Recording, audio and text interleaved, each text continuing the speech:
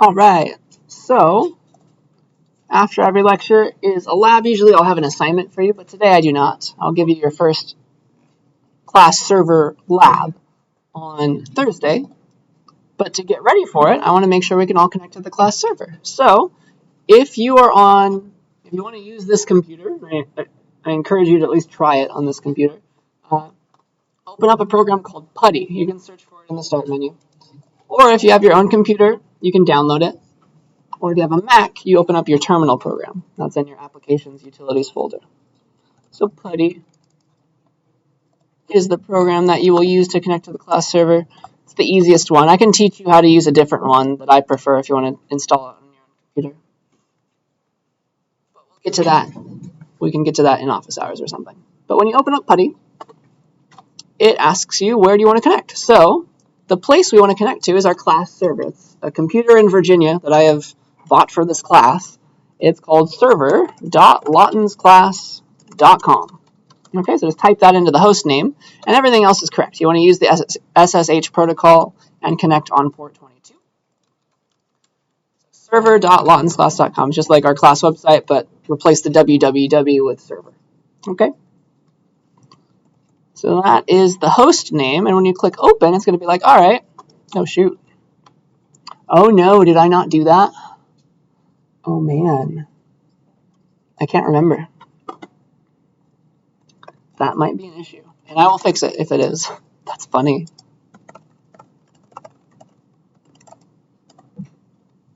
Yeah, okay, at least it's happy. You say, do you trust the computer you're trying to connect to? Yes. And then it'll say, who do you want to log in as? And your username and password, if you have not yet tried to log in and reset them, they're the same as they were for the class website. They are your username, or they are your last name underscore student ID all over again. So you're going to type your last name underscore student ID. I have a test account. And you'll hit enter, and then it'll ask you for your password, and it will not show you any stars when you type. But it understands that you're typing. It got all your keys. It's not showing you stars for extra security. Okay? So you type the same thing as your username the first time. Hit enter. And then it'll force you to change your password and log you back out. Okay? And then you'll just do this all over again to get back on. But once you do it the second time, you will get a pretty rainbow cow and a terminal prompt. Okay? So I want to make sure we're all able to get to this. So that's how you do it on PuTTY.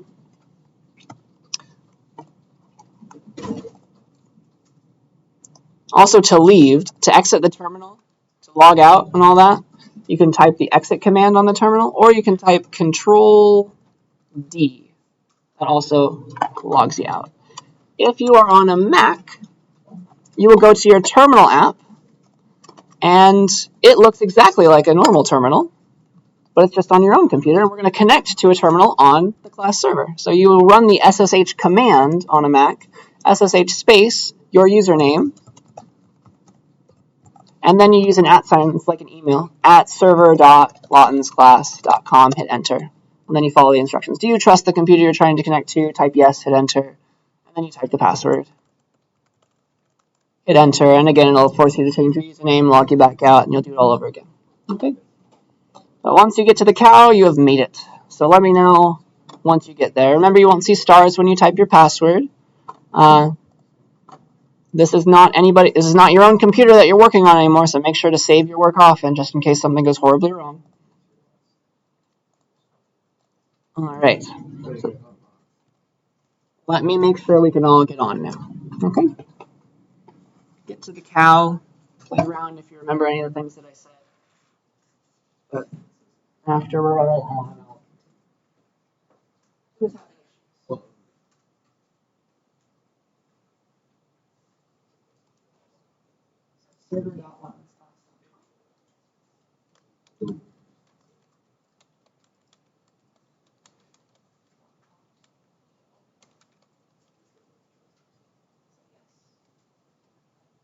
I'm trying to connect to, and then can you follow the rest of my instructions?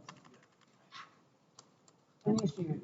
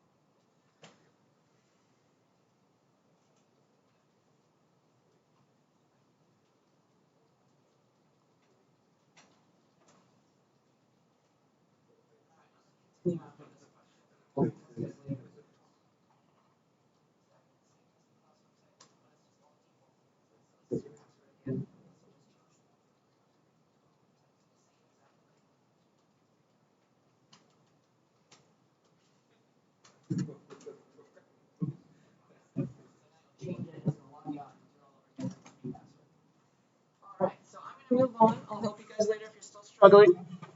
I want to make sure I say the right words before we leave, though. All right, so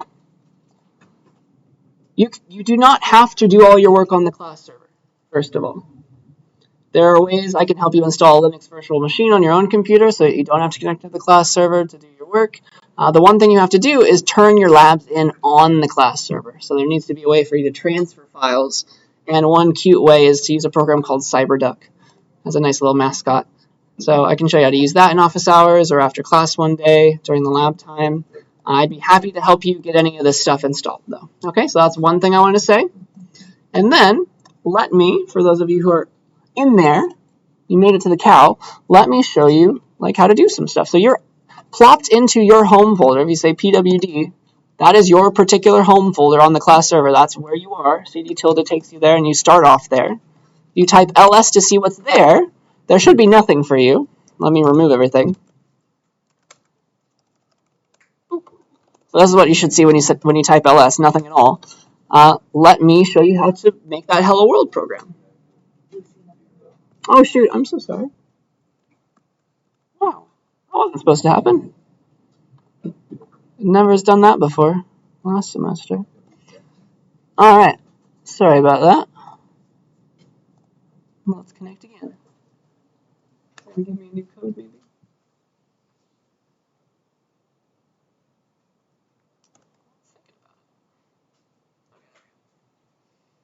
Sorry about that. Thank you for yelling at me. So yeah, you get into your home folder. pwd says where you are. ls shows nothing. Let me show you how to edit a file. Let's make that hello world program together. So you can use the nano program. That's probably the easiest one to make a new file. You say nano space, the name of the file that you'd like to create. Let's make hello.cpp. Hit enter and it'll bring you into the nano editor. And then you can type your program. Include iostream using namespace standard int main parenthesis parenthesis open curly brace, and then you can either space over or tab over. It can be like cout hello world in between quotes because it's a string, exclamation point, and then you do end L or \n, whatever you feel like. And then it's always return 0, right? Remember your semicolons as well. So try typing this, and I'll give you a minute or two to copy that down, and then I'll walk you through compiling it and running it, and that's going to be a good start for your lab on Thursday.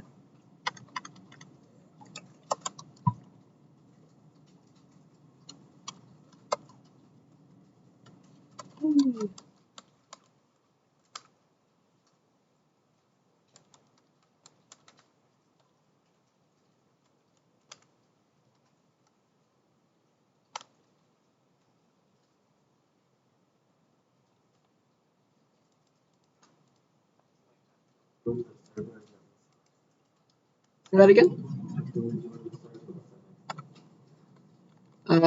You were going to go into Nano and start editing a file. I can walk you through it after I show everybody else. Not a big deal. So, assuming you have this, you want to save the file now, and you're going to type Control-X to do it. It's always these carets mean control characters. So Control-X will exit, but it will also ask you if there are changes. Do you want to save? So save modified buffer, Y or N. You can type Y for yes, and then it asks you what file name do you want to save this as. Well, it's the one I tried to open this with. I don't want to make a different file. So you just use the pre-filled hello.cpp, hit enter, and it takes you back to your terminal. But now, if you type ls, ho-ho, you have one file in your home directory, don't you? And now you can compile it with g++ hello.cpp, the name of the file. And now when you type ls, you should see a.out appear if you didn't make any errors. Otherwise, the compiler might yell at you. And then to run it, it's /a.out. Yay. So I'll come around and help you if you're having trouble with that. I'll put the program back up. You can always go back to the program to change it by saying nano, the name of the file again. Hit enter, and it takes you back to where you were. Move around with the arrow keys, etc. Control-X to leave. And so the final thing that I want to show you today, and then I'll come around and help people until the end of the class, is the program that I use to edit edit things in class is called Vim. And it's what the cool kids like to use. It's very, very nice. It's much better than Nano. I hate Nano for several reasons. So I encourage you to try to learn it on your own time if you can. I know we only have 15 minutes left of this class, but I encourage you to try this Vim tutorial that I'll show you how to run. This is what happens if I open up the same file in Vim. It looks a bit nicer, and there are a lot of cool little commands like go between curly braces, quickly copy and paste a line, move over words at a time, change everything inside of the quotes immediately, blah, delete a line. It's just so much nicer. And so I'd encourage you to try and learn this if you can. It'll just make your life easier in this class.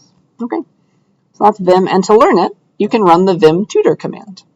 You just say Vim tutor, press enter, and it plops you into Vim. You can start moving around with your arrow keys like Nano, and then it'll teach you the Vim way of doing all these things. And then you can save your progress and make it all work.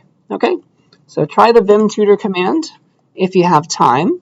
But here is the file, again, if you want to copy it.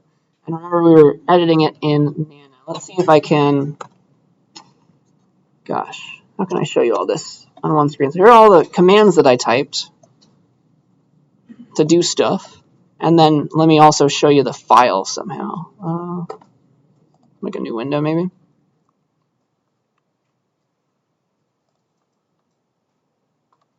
I'll just connect to the server again.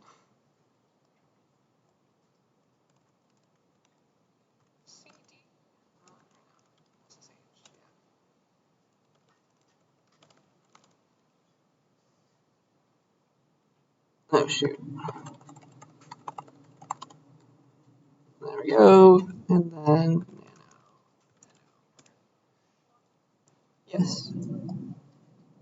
There we go. That's about as much as I can do right now for you. All right, and now I'll come around and help everybody who needs help. I would like to get help. I heard my name back here first, though.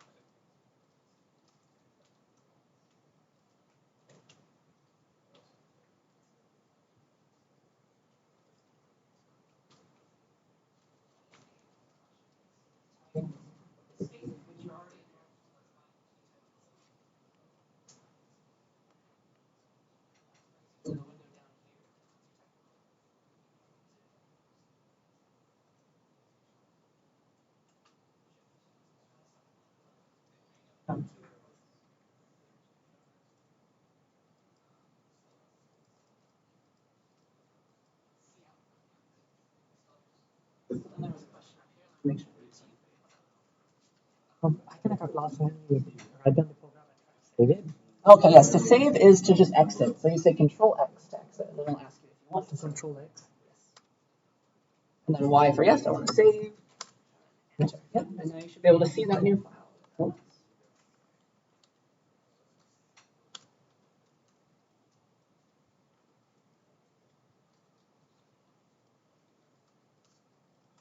Yeah.